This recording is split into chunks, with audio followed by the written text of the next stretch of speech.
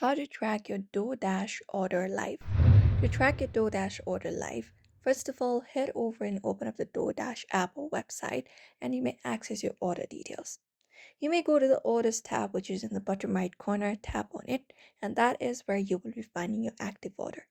Now you may just head over and tap on the specific order that you want to track. A map will show you the dashers real-time location as they make your way to you. You can look out for the tab like we have the store dash, a fork, and a knife icon right beside it. We have a car option, so that is something that is displaying your order status that is happening at real time.